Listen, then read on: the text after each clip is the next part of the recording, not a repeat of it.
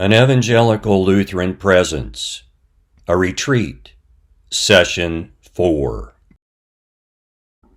Father, by the power of your Holy Spirit working through your word, teach us to understand what it means to believe, teach, and confess the gospel. In Jesus' name, amen. A Creedal and Confessional Presence. What does it mean for your congregation to provide a creedal and confessional presence in your community? When Scripture, the creeds, and the confessions cease to guide the affairs of the church, issues are reconciled on the basis of man's inclination and caprice. Congregations following Solomon's lead will disparage the creeds and confessions, claiming they are outdated and irrelevant. Congregations following Jonah's lead recite the creeds and confessions mechanically without comprehending their indissoluble relationship to the gospel.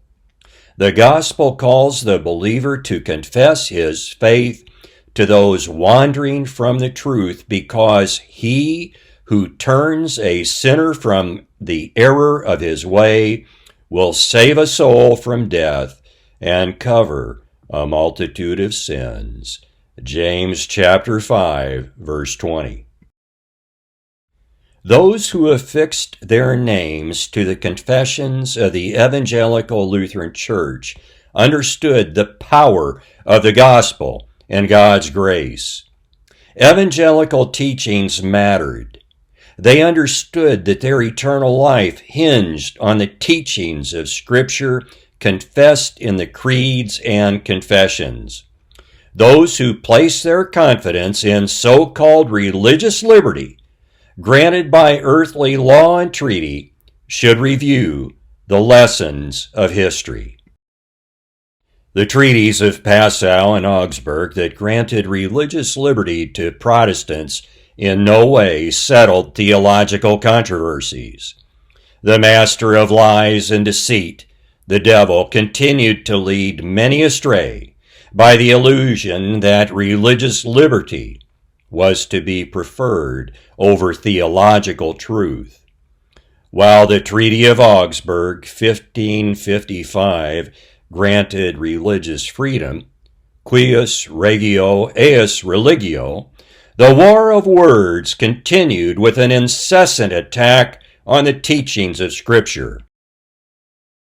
Not only did the devil employ doctrinal differences to attack the church, but he also employed doctrinal indifference.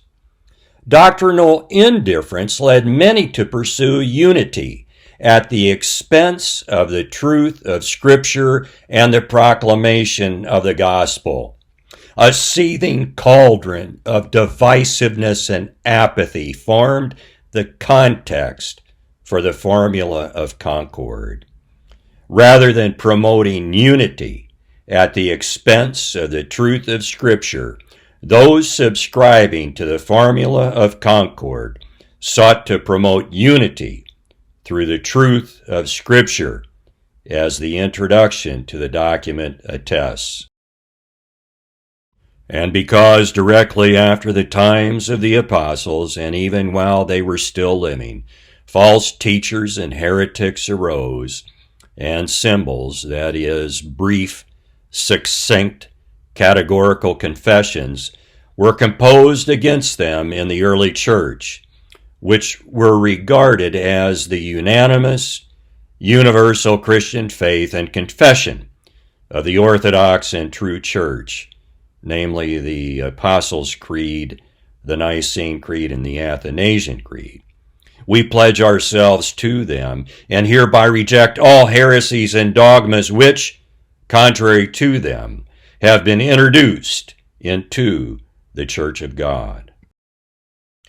Since some of the events following the Reformation had political, economic, and societal consequences, some Lutherans have completely lost an understanding and an appreciation for the essence of the Reformation and the confessional writings.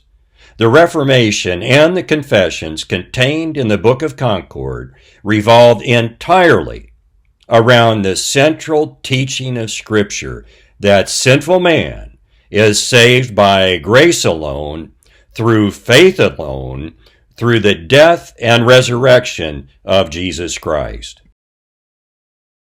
Being creedal and confessional means that we believe, teach, and confess the objective truth of Christ's person and work.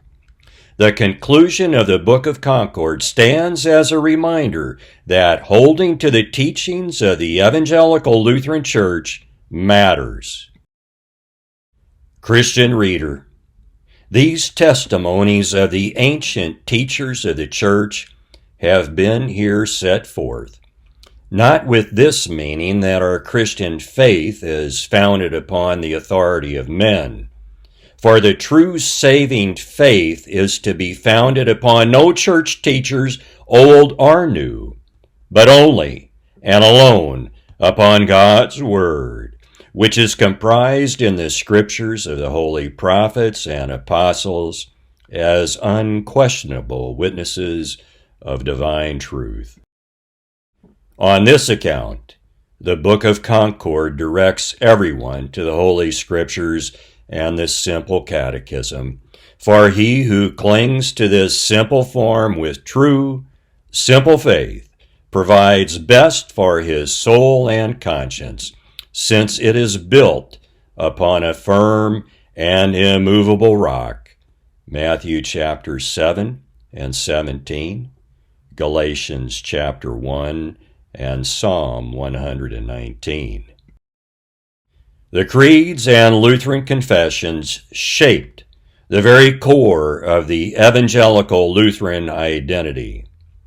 Notwithstanding the prominence of the Book of Concord in the rite of ordination and installation, many Lutherans have not been instructed regarding the confessions and therefore have been deprived of the treasures contained therein. When generation after generation of Lutherans have not been taught what it means to be creedal and confessional, they become susceptible to adopting the political and socio-cultural words of the world, imposing those words on congregational life. The faith professed in the creeds and confessions does not equivocate, it does not prevaricate.